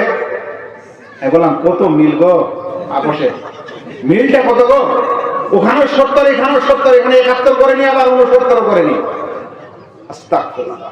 আচ্ছা বলেন তো, রাসূল সাল্লাল্লাহু আলাইহি ওয়াসাল্লাম বলেছেন যে যদি কেউ দাওয়াত দেয় তাহলে প্রতিবেশীর মধ্যে যে সবচেয়ে কাছে হবে, নিকটে হবে, তার দাওয়াতটা নিতে হবে।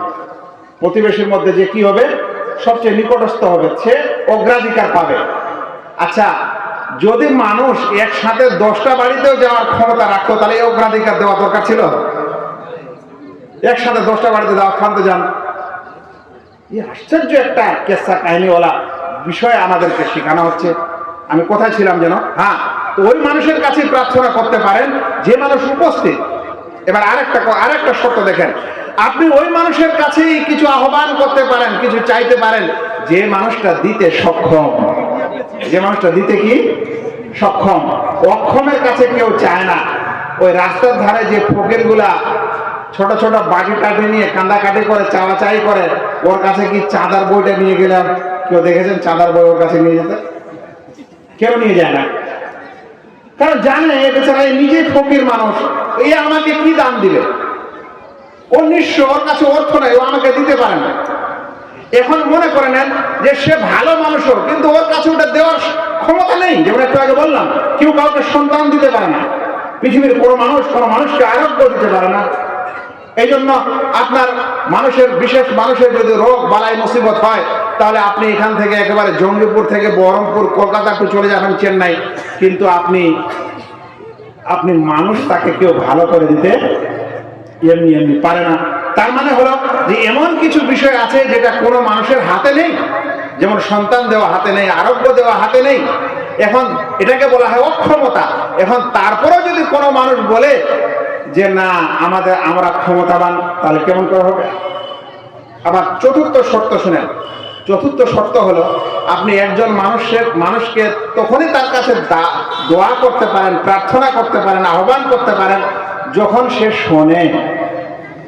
আর যদি ও না শোনে, ও যদি বধির হয়, তাহলে আপনি তাকে কিছু বলতে পারেন? বা যে কানে শুনে না, ওকে গিয়ে আপনি এভাবে বক্তৃতা করলে হবে? তো এখন আমাকে বলেন, যেই মানুষ, যেটা আপনার মতো একজন মানুষ, সে মৃত, সে অনুপস্থিত, সে অক্ষম, সে শোনে না, তারপরেও আপনি মুরগা মুরগি মান্ডা মতিচুর নিয়ে আপনি ওখানে হাজির হবেন, এটা কোন বিবেকে ভাই? এটা কোন বিবেকে? এটাকেই বলা হয় যে আল্লাহ ছাড়া অন্যের কাছে প্রার্থনা করা, আল্লাহ ছাড়া অন্যের কাছে দোয়া করা, আল্লাহ ছাড়া অন্যের কাছে চাওয়া, আল্লাহ ছাড়া অন্যের কাছে ফরিয়াদ করা, আল্লাহ ছাড়া অন্যের কাছে নিজের সাহায্য কামনা করা। এই রাস্তা দিয়ে শিরক ঢুকেছে আমাদের মুসলিম সমাজে। দেখা গেল মূর্তি পূজা নেই, কিন্তু আল্লাহ ছাড়া অন্যের কাছে দোয়া ও প্রার্থনা ঠিকই হচ্ছে। খুবই আশ্চর্য লাগে।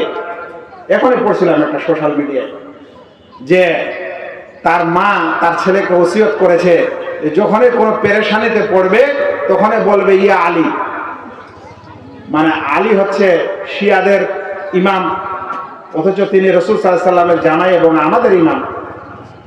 তো পেরেশানিতে পড়লে আলীকে ডাকতে হয়, তারা শিখিয়েছে। এই জিনিস আমাদের সমাজের মানুষেরা শিখিয়েছে, পেরেশানিতে পড়লে খাজা বাবাকে ডাকিও। ওই জন্য গাড়ি বাড়ি সব জায়গায় লিখে রেখেছে ইয়া খাজা গরিব নওয়াজ। খাজা গরিব নওয়াজ কথা লিখে না? খাজা মানে ওই পীর, যাকে ও পীর মনে করে। গরিব নওয়াজ মানে গরিব মানুষকে নামাজে দেন, গরিব মানুষকে দান করেন। তো আপনার কি বারা ভগবানটা খালি গরিবকে দিবে আর ওই মানে মাল সম্পদওয়ালাকে দিবে না নাকি? এটা আবার কি ধরনের টাকা হলো? খালি গরিবকে দেয় আর ধনীদেরকে দেয় না। কিন্তু এটাই হলো দোয়া প্রার্থনা, যেটা আপনি আল্লাহ ছাড়া অন্যের কাছে করছেন। আপনার এটা বিশ্বাস যে আপনার খাজা আপনাকে দিতে পারে। এই দোয়া ও প্রার্থনা পৃথিবীতে আল্লাহ ছাড়া অন্যের জন্য হওয়াটাকে শিরক বলে। আশ্চর্য হবেন, মাদার টেরেসার নাম শুনেছেন আপনারা? এই ছাত্র ভাইয়েরা সবাই জানেন, যারা পড়াশোনা করেছেন। ভারতের রত্ন দেওয়া হয়েছিল, কলকাতায় থাকতেন এবং তিনি ক্যাথলিক খ্রিস্টান মানে ক্যাথলিকিজম এটাকে তিনি প্রচার করতেন। আসলে খ্রিস্টানরা তিন ভাগে বিভক্ত, একটা ক্যাথলিক, একটা অর্থোডক্স আর একটা প্রোটেস্ট্যান্ট। তো ইনি ক্যাথলিকের একজন বড় প্রচারক ছিলেন ভারতবর্ষে। আপনারা জানেন ভারতবর্ষের বিভিন্ন জেলায় বিভিন্ন ধরনের হাসপাতাল তিনি তৈরি করেছেন। মারা গেছেন। মারা যাওয়ার পর খ্রিস্টানদের মধ্যে একটা নিয়ম আছে যে যদি সে উঁচু পর্যায়ে পৌঁছে যায় তাহলে তার উপাধি হয় সেন্ট। কি হয়? সেন্ট। পৃথিবীতে দুই একজনই হয়, ওই জন্য সেন্ট জেভিয়ার্স নাম। আসলে এটা সেন্ট জেভিয়ার্স, ওই জন্য সব স্কুলগুলোর নাম হচ্ছে কি সেন্ট জেভিয়ার্স, যেটা আমরা বলি। তো সেন্ট তাদের কাছে মানুষের মধ্যে সবচেয়ে বড় অলি, ওই জন্য তখন ওই উপাধিটা দেওয়া হয় সেন্ট। ওর নিচেগুলা ফাদার ও ইত্যাদি এগুলা দেয়, যেমন আপনারা এই যে চার্চ টার্চ ইত্যাদিতে ফাদার লেখা হয় না, তো ওইগুলো তাদের উপাধি। মানে সবচেয়ে উঁচুটা হলো সেন্ট। এখন মাদার টেরেসা যখন মারা গেছিল তখন সে সেন্ট ছিল না, কিন্তু এই গত 4-5 বছর আগে একটা বিশেষ ইটালিতে মানে ভ্যাটিকানে একটা বিশেষ সম্মেলনের সময় তাকে সেন্ট উপাধি দেওয়া হলো। সেন্ট উপাধি পাওয়ার জন্য আবার তাদের কিছু শর্ত আছে। দুইটি যেন মুআজিজা প্রকাশ পায়। তো তার দুটি মুআজিজাও হয়েছে তাদের ধারণা অনুযায়ী, ওটা বলছি না এখন। তো যখন তার নামের শুরুতে সেন্ট লেখা হলো তখন আমি কিশোরগঞ্জে আমার বাইক নিয়ে এই খ্রিস্টানদের এরকম একটা হাসপাতাল দিয়ে যাচ্ছিলাম, সামনে দিয়ে একটা রেলওয়ে স্টেশন আছে ওখানে। তো সেখানে দেখছি যে মাদার টেরেসার ফটোটা ওখানে লাগানো হয়েছে ওই উপলক্ষে কিন্তু, আর নিচে লিখে দিয়েছে যে সেন্ট মাদার টেরেসা হামারি সহায়তা কর, সেন্ট মাদার টেরেসা আমাদের সহায়তা করুন, আমাদের সাহায্য করুন। তাহলে তারাও যখন এই পর্যায়ে পৌঁছে যায়, সেন্ট পর্যায়ে, তখন তাদের কাছে কি চায়? তাদের কাছে দোয়া প্রার্থনা করে। বলেন তো ভাই, ওরা সেন্টের কাছে দোয়া প্রার্থনা করলো, আর আপনি আপনার খাজা বাবার কাছে দোয়া প্রার্থনা করলেন, পার্থক্যটা কিসে থাকলো? আল্লাহু আকবার।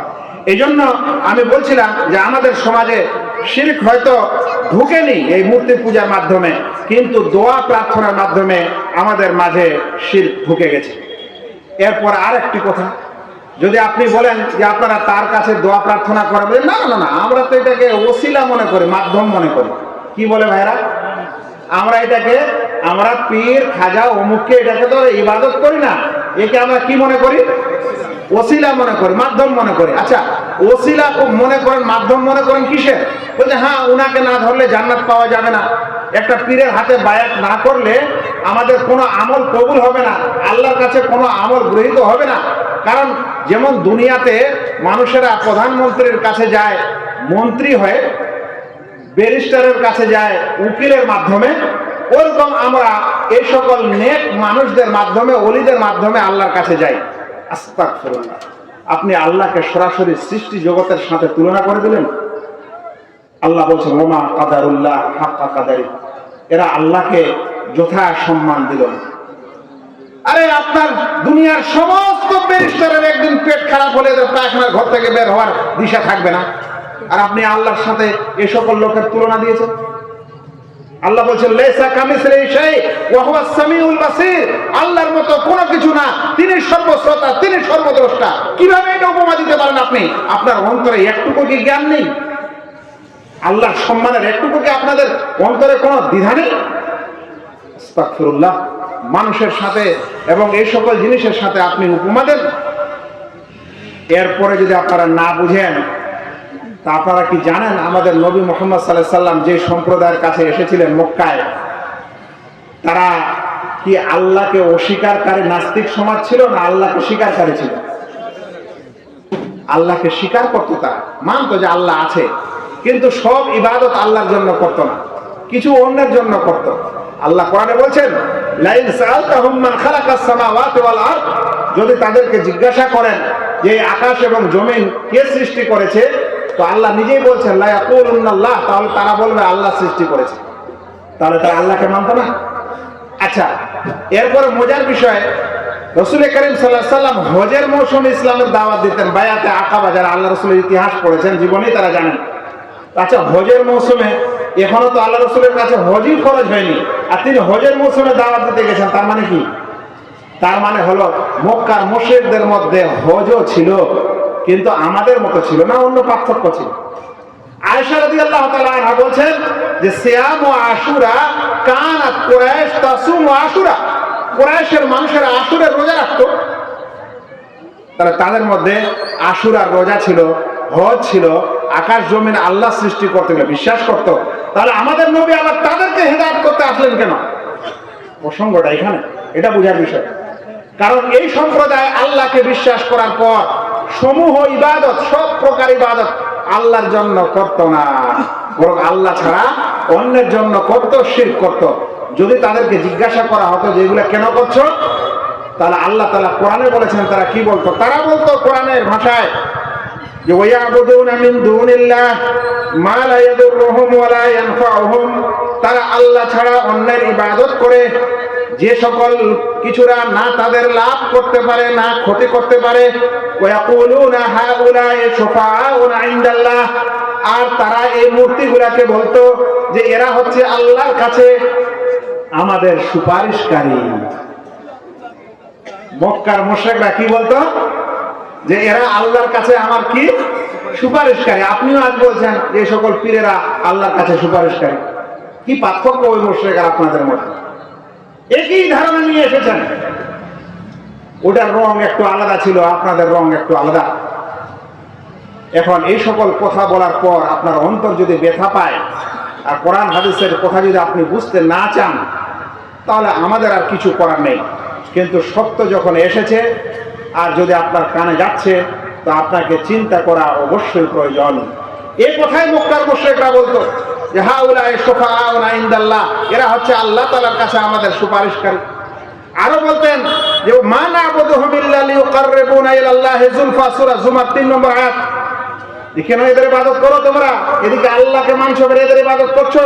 তো বলছে এই কারণে ইবাদত করছি যে এরা একটু আমাদেরকে আল্লাহর নিকটে করে দিবে, আল্লাহর কাছাকাছি করে দিবে। এরা বলে এরা আমাদের পার করে দিবে। এরা কি বলে? এই সকল পীরেরা আমাদেরকে পার করে দিবে। আল্লাহু আকবার। একই ধরনের ভুল ধারণা ওখানে ছিল, একই ধরনের ভুল ধারণা এখানে আছে। মৌলানা আবু তাহের বর্ধমানী সাহেব ছিলেন আমাদের পশ্চিমবঙ্গের বাংলার একজন আলেম মানুষ, মারা গেছে। বিশেষ কিছু বই লেখার কারণে তাকে ভারত ছেড়ে বাংলাদেশেও যেতে হয়েছে। সেই মৌলানা আবু তাহের বর্ধমানী রাহমাহুল্লাহ একটি ঘটনা শোনায় আপনাদের। তিনি একদিন ট্রেন দিয়ে সফর করছেন। তো বলছেন যে ট্রেনে আমি সফর করছি আমার সিটের সামনে একজন সাধু বাবা একটা ঘটি নিয়ে আর একটা ত্রিশূল নিয়ে বসে আছে। যেভাবে তাদের বেশভূষা হয়, কথা বলবেন না, যেভাবে তাদের বেশভূষা হয় বসে আছে। মৌলানা বলছেন যে আমি দেখছি যে সেই সাধু বাবার কাছে অন্যান্য অমুসলিমরা আসছেন আর তার পায়ে সাজদা সালামি দিচ্ছেন আর উনি হাত বুলিয়ে আশীর্বাদ দিচ্ছেন। দেন একটু পিঠে হাত বুলিয়ে দেয়। এভাবে অনেকক্ষণ ধরে যখন ঘটলো, ভিড় যখন কমে গেল, তো উনি বলছেন যে আমি একটু সাহস করে তার কাছে গেলাম, এগিয়ে গিয়ে বললাম সাধু বাবা একটা প্রশ্ন করতে পারি কি?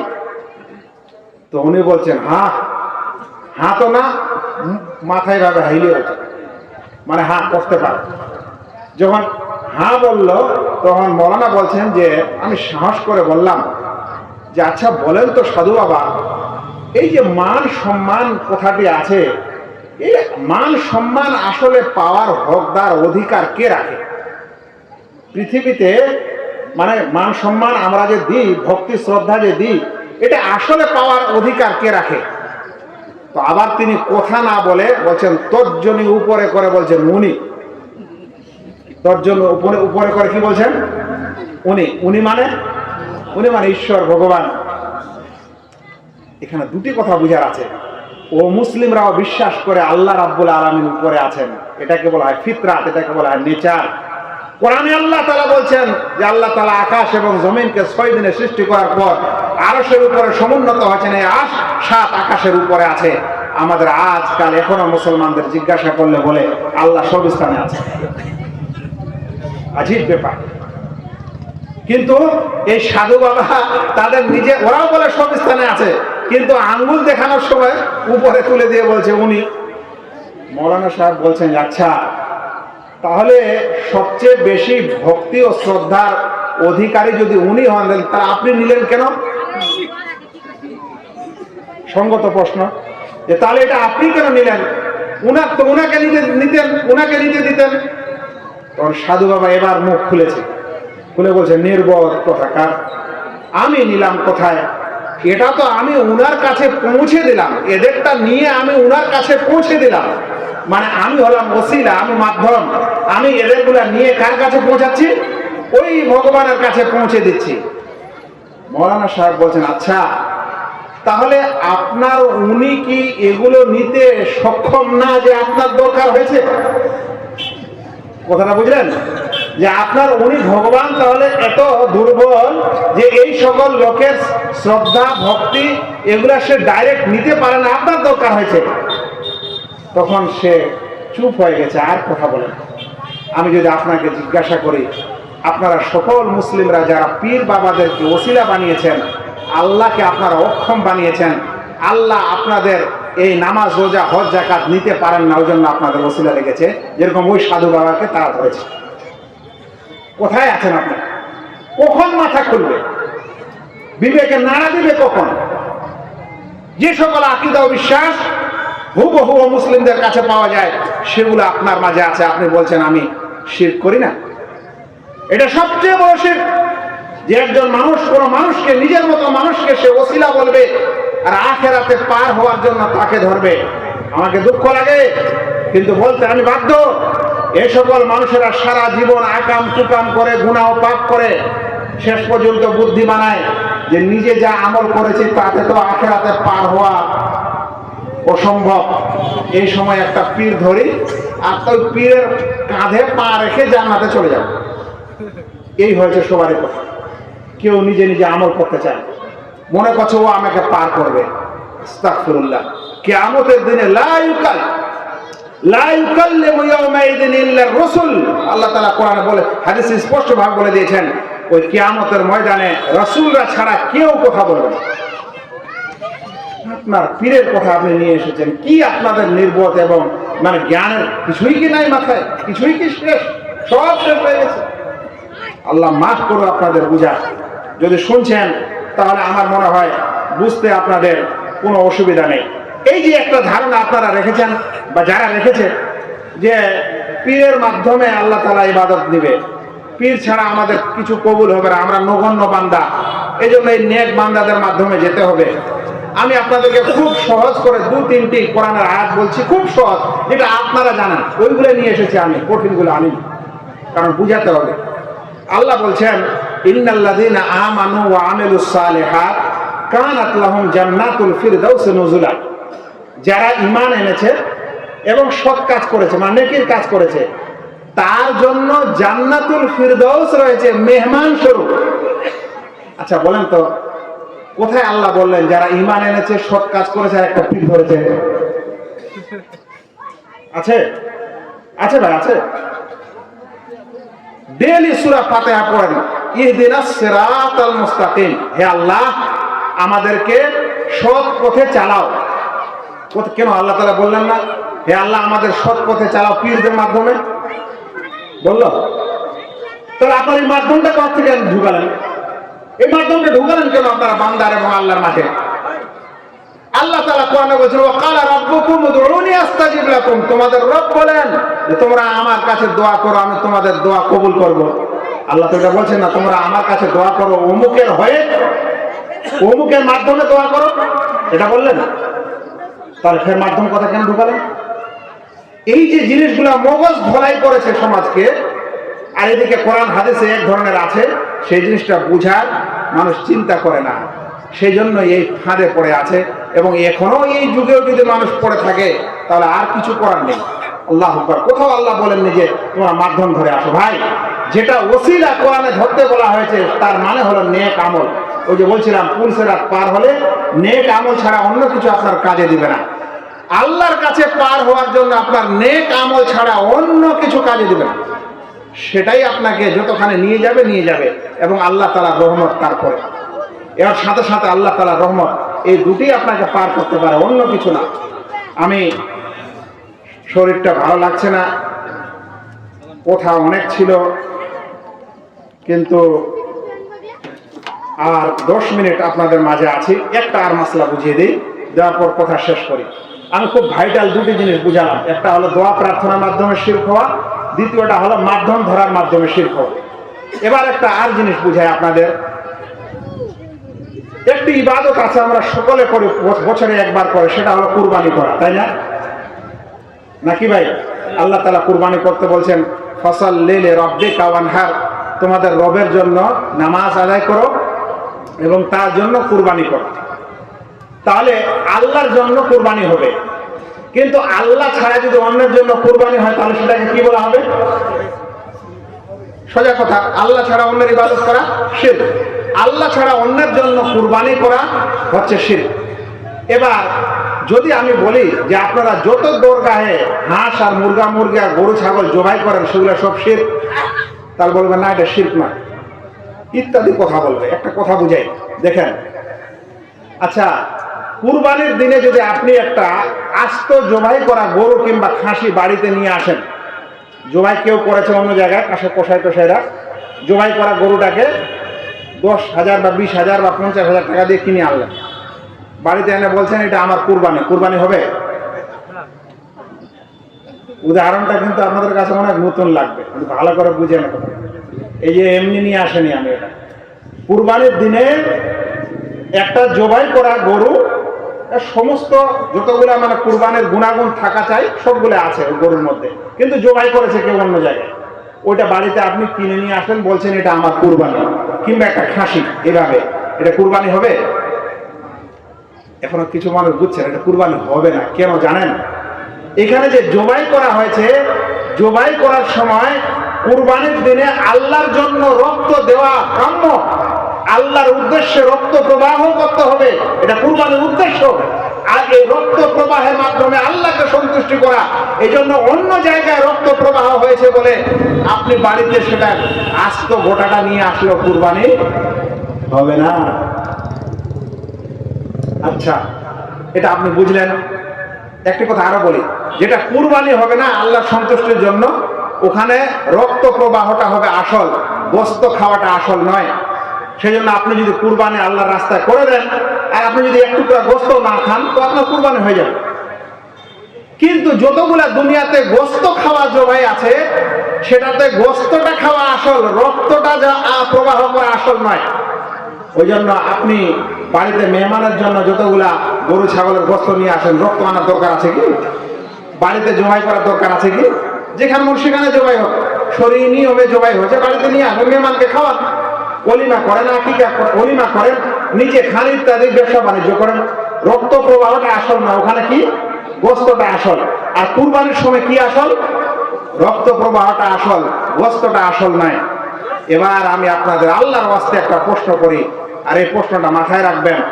দরগা ও মাজারে যতগুলা পশু মান্যত দেওয়া হয়, সেগুলা বাড়ি থেকে জবাই করে কিনে নিয়ে যাওয়া হয় না। বাড়ি থেকে জবাই করে নিয়ে যাওয়া হয়? কথাটা ভালো করে বুঝেন। কেন? কারণ ওখানে রক্ত প্রবাহ করা উদ্দেশ্য, যেন খাজা বাবা সন্তুষ্ট হয়। তাহলে আল্লাহর জন্য কুরবানি দিলে রক্ত প্রবাহ করা হয় যেন আল্লাহ সন্তুষ্ট হয়। ওরা কিন্তু বাড়িতে জবাই করা পশু নিয়ে যায় না, ওখানে নিয়ে গিয়ে জবাই করে যেন তাদের খাজা বাবা সন্তুষ্ট হয়। একটা আরো স্পষ্ট উদাহরণ দেন। যতগুলা মন্দির আছে, যে মন্দিরে পাঁঠা বলি দেওয়া হয়, বলি অন্য জায়গায় দিয়ে ওখানে আনা হয় না, ওখানে কালীর সামনে জমাই দেওয়া হয়। এইখানেও রক্ত প্রবাহটা উদ্দেশ্য তাদের ওই দেব দেবীর জন্য, দেব দেবীকে খুশি করার জন্য। আসল হলো রক্ত প্রবাহ। পাঁঠার গোস্ত ওখানে কেউ খায় না, পাঁঠা ফেলে দেয়। কথাটা ঠিক না বেঠিক? এখন যে সকল ভাইয়েরা এখনো মাথায় ঢুকে না যে আমাদের মুরগা মুরগি যেগুলো দরগায় নিয়ে যায় এগুলো শিরক হচ্ছে, ওরা বুঝেন যে আপনারা জবাই করা পশু কেন নিয়ে যেতে পারেন না। এই কারণে রক্ত প্রবাহের মাধ্যমে আপনি আপনার বাবাকে খুশি করতে চান, যেরকম মন্দিরে রক্ত প্রবাহের মাধ্যমে তারা তাদের দেব দেবীকে খুশি করতে চায়। আল্লাহকে যদি খুশি করতে চান এই রক্ত প্রবাহের মাধ্যমে, তাহলে এটা হয় ইবাদত, এটা হয় কুরবানি। দেব দেবী এবং কোন বাবাকে খুশি করতে চান, তাহলে এটাই হয় শিরক। এটা কি হয়? শিরক। এই কারণে আল্লাহ তাআলা স্পষ্ট ভাবে বলেছেন, কুল ইন্না সালাতি ওয়া নুসুকি ওয়া মাহইয়ায়া ওয়া মামাতি লিল্লাহি রাব্বিল আলামিন। হে নবী, তুমি বলে দাও, অবশ্যই আমার নামাজ এবং আমার কুরবানি, আমার নুসুক এবং আমার হজ, আর কি, আর এই যাকাত, ইন্না সালাতি ওয়া নুসুকি ওয়া মাহইয়ায়া ওয়া মামাতি, এবং আমার মরণ এবং আমার জীবন সব আল্লাহ তাআলার জন্য। রাসূল কারীম সাল্লাল্লাহু আলাইহি ওয়াসাল্লাম বলেন, লাআনাল্লাহু মান যাবাহা লিগাইরিল্লাহ, আল্লাহর অভিশাপ সেই ব্যক্তির উপর হোক যে ব্যক্তি আল্লাহ ছাড়া অন্যের জন্য জবাই করে। তাহলে আশা করি আপনারা আজকের এই শিরক এবং শিরকের ভয়াবহতার আলোচনায় ঘণ্টাখানেক আমি যে আলোচনা করলাম, তাতে আপনাদের কাছে শিরকের ভয়াবহতা এবং আমাদের সমাজে যে শিরকগুলা হয়ে থাকে সেগুলার কোরআন এবং হাদিসের ব্যাখ্যা অনুযায়ী এবং জাগতিক যুক্তি ও প্রমাণ অনুযায়ী সেগুলা কিভাবে আল্লাহ ছাড়া অন্যের জন্য শিরক হয়, সেগুলো থেকে আমাদের কিভাবে বাঁচা উচিত। ভাইরা, মনে রাখবেন, যদি আপনার দ্বারাই এরকম কোনো শিরক হয়ে গেছে আর আপনি জীবিত আছেন, তাহলে আপনার জন্য তওবার দরজা খুলে আছে।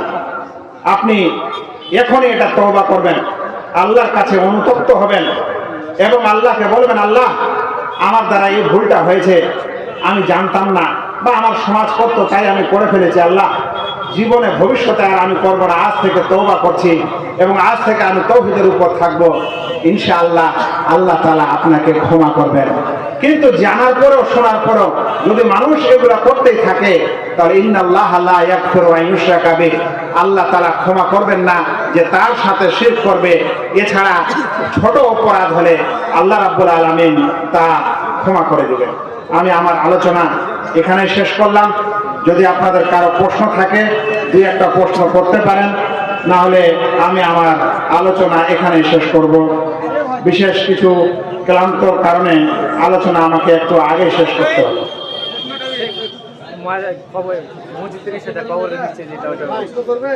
আমি জানি না, আপনি প্রশ্ন করেন তাহলে বলতে পারেন। জি জি বলুন।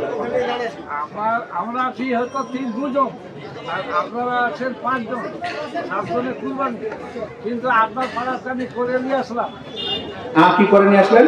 আপনার পাড়াতে আমি কুরবানিটা করে আমি বসিয়ে চলে এলাম। হ্যাঁ হ্যাঁ হ্যাঁ। সে কুরবানি হবে না? না না হবে, ওর নিয়ত আছে। 7 জন মিলে কুরবানি কিনেছেন ধরেন, বা 2 জন বা 5 জন, সবাই তো আল্লাহর জন্য চেয়েছেন না না?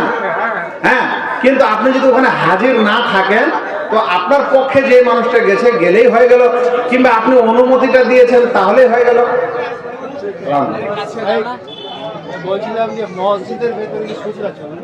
মসজিদের ভিতরে সূত্রা, এটা একটা আমাদের মতভেদী মাসলা। যদি অবকাশ থাকে সূত্রা করা তো করবে, অবকাশ যদি থাকে তাহলে করবে, আর যদি অবকাশ না থাকে তাহলে ইনশাআল্লাহ মাফ হবে, কারণ সূত্রা করাটা সুন্নাহ। আসসালামু আলাইকুম। কথা হচ্ছে জমি, নিজের জমি ছেলে মেয়েকে লিখে মানে নিজে লিখে দিতে পারবে? আমার কথাটা ক্লিয়ার হয়েছে? বুঝে গেছি। বলছেন যে মৃত্যুর পূর্বে ছেলে মেয়েকে নিজের জমি বেটে দিতে পারে কিনা, বন্টন করে দিতে পারে কিনা। দেখেন, একটা হলো মিরাস, উত্তরাধিকার হিসাবে বন্টন করা। এটা যতক্ষণে মালিক না মারা যাবে ততক্ষণে মিরাস হিসাবে বন্টন করা যাবে না। কিন্তু যদি কেউ দুনিয়াতে ছেলে মেয়েকে নিজের মাল সম্পদ দিতে চায় তাহলে এটাকে শরিয়ার দৃষ্টিতে বলা হয় হেবা করা, দান করে দেওয়া। ছেলে মেয়েকে নিজের জীবদ্দশাতে যদি দিতে চায় তাহলে সবকে বরাবর দিতে হবে, ছেলে হোক আর মেয়ে হোক সবকে বরাবর দিতে হবে। আর যদি মৃত্যুর পর বন্টন হয় ওটাকে বলা হয় তারেকা, মিরাস, ফারায়েজ। ওখানে আল্লাহ যেভাবে বন্টন করে দিয়েছেন ওইভাবেই হবে। মৃত্যুর আগে দিলে সব সন্তানকে বরাবর দিতে হবে। আসসালামু আলাইকুম। পুরানো কবরের উপর মসজিদ বানানো যাবে কিনা? কবরের উপর কখনো মসজিদ বানানো যাবে না।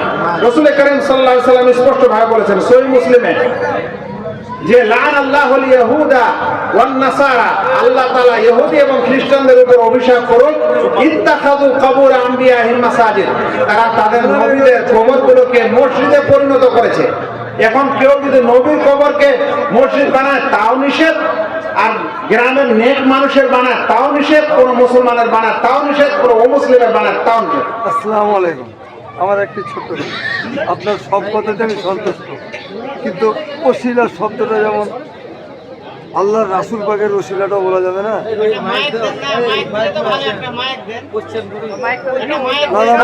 না, আমি জানতে চাইছি, আমি তর্ক করতে চাইছি। এই ভাই একটা প্রশ্ন করেছেন, প্রশ্নটা খুব ভালো, যে রাসূল সাল্লাল্লাহু আলাইহি সাল্লামের ওসিলা দিয়ে কিছু চাওয়া যাবে না? বুঝতে পারছেন? মানে দোয়া করবে আল্লাহ তাআলার কাছে, আল্লাহ তোমার নবীর ওসিলায় আমার এই দোয়াটা কবুল করো। ব্যাপারটা এরকম। হ্যাঁ, এই জিনিসটা আহনাফ ওলামাদের কিছু ওলামা জায়েজ মনে করেন, কিন্তু অধিকাংশ ওলামা এটাকে জায়েজ মনে করেন না। কেন? কারণ সাহাবায়ে কেরামরা দোয়া করার সময় আমাদের নবীর এরকম ওসিলা দিতেন না। সেজন্য নবীর ওসিলাটা দেওয়া হলো আল্লাহ রসুলের ব্যক্তি সত্তার ওসিলা দেওয়া। আল্লাহ রসুলের কি দেওয়া? আল্লাহ রসুলের ব্যক্তিত্বের ওসিলা দেওয়া, আল্লাহ রসুল সাল্লাল্লাহু আলাইহি সাল্লামের সত্তার ওসিলা দেওয়া। আল্লাহ রসুল সাল্লাল্লাহু আলাইহি সাল্লামের মর্যাদা আল্লাহর কাছে ক্লিয়ার, কিন্তু ওই মর্যাদাটা দিয়ে আপনি আল্লাহর কাছে চাচ্ছেন। আল্লাহ তাআলা এরকম দোয়া করতে বলেন যে আমার নবীর ওসিলা দাও বা তার মর্যাদার ওসিলা দিয়ে চাও। এই জন্য ওলামায়ে কেরামদের মধ্যে কিছু ওলামা এটাকে জায়েজ বলেছেন, আপনাকে আমি বললাম, কিন্তু অধিকাংশ তাওহীদের ওলামারা এটাকে নাজায়েজ বলছেন। জুমার খুতবা কতক্ষণ? কি হয়েছে? জুমার খুতবা কতক্ষণ হয়? জুমার খুতবা কতক্ষণ হওয়া চাই? সূরা আলা এবং সূরা গাশিয়া কেরাত করে পড়তে যতক্ষণ সময় লাগে মোটামুটি এতখানি হওয়া চাই। কিন্তু কেউ যদি প্রয়োজনে কম বেশি করে তাহলে জায়েজ আছে। প্রয়োজনে কোনো মাসলা বুঝাতে গিয়ে কম বেশি করে ইনশাআল্লাহ জায়েজ আছে। আসসালামু আলাইকুম। সালাম। বিগত দিনে আমি কালী পূজা মণ্ডপে গিয়েছি, তো জানা সত্ত্বেও গিয়েছি, সেইটা কি শিরক হবে? আর ক্ষমার পদ্ধতিটা কি আছে? কেউ যদি কোনো শিরকের আড্ডায় যায়, তাহলে দেখতে হবে ও কি করতে গেছে, কি উদ্দেশ্যে গেছে। ও যদি ওখানে পূজা দিতে যায় বা ওখানে যদি এরকম কোনো ইবাদত বন্দেগী ওর জন্য করতে যায়, তাহলে ওটা নিঃসন্দেহে শিরক। আর দ্বিতীয় ব্যক্তি গেছে দেখতে, বাজার ঘুরতে, মেলা ঘুরতে, তো এটা শিরক নয়। কিন্তু শিরকের কাজে সাহায্য করা কিংবা এমন স্থানে যাওয়া যে স্থানে ইসলাম যেতে নিষেধ করেছে, ওই সকল স্থান, ওই সকল মেলায় যেতে নিষেধ করা হয়েছে যেগুলাতে শিরকি কার্যকলাপ হয়, সেজন্য ও যদি দেব দেবীর জন্য পূজা পাঠ না করে তাহলে শিরক করেনি।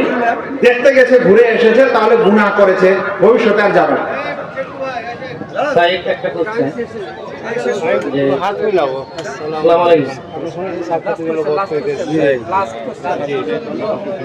ঠিক ঠিক, একটা লাস্ট বাড়িতে কোনো কোরআন মাজিদে কোনো আয়াত বা অন্য কোনো দোয়া মানে যে এটা টাঙিয়ে রাখা, মানে এটার দ্বারা কোনো উপকারিতা পাওয়া, অথবা মানে কোরআন মাজিদের কোনো আয়াতকে তাবিজ আকারে ভরে হাতে বাঁধা, এটা আমাদের মুসলিম সমাজে অনেক এখনো প্রচলিত আছে। তো এটা একটু কোরআন মজিদের কোনো আয়াত কিংবা দোয়া আরবিতে লিখে কোনো মজলিসে স্বর্ণ অক্ষরে লিখে টেঙ্গে রাখা, এটা সৌদি ওলামা একরাম নিষেধ করছেন। তারা বলছেন যে কোরআনের যে আয়াতটা আল্লাহ দিয়েছেন এটা আল্লাহর কালাম, এটা পড়ার জন্য, তেলাওয়াতের জন্য, এটা মানার জন্য, আমলের জন্য, এটা ডেকোরের জন্য নয়, এটা টেঙ্গে রাখার জন্য নয়, এক নম্বর। দ্বিতীয় কথা হলো এরকম টেঙ্গে রাখলে বরকত হয়, এটাও প্রমাণিত নেই। তৃতীয় নম্বর, মানুষ কোনো সময় আমাদের যারা আরবি জানি না টেঙ্গে রাখে, ধরে নেন ওলা ইয়াক্তাব বাযুকুম বাযা, কেউ কারোর বিপদ করে না, আর নিচে বসে আবার সবাই এক অপরের বিপদ করছে, যেটা লিখেছে ওর বিপরীত কাজ করছে। এই জন্য সৌদি ওলামারা যে কোনো দোয়া, এমনকি লা ইলাহা ইল্লাল্লাহ ইত্যাদিও লিখে টেঙ্গে রাখাকে নিষেধ করে।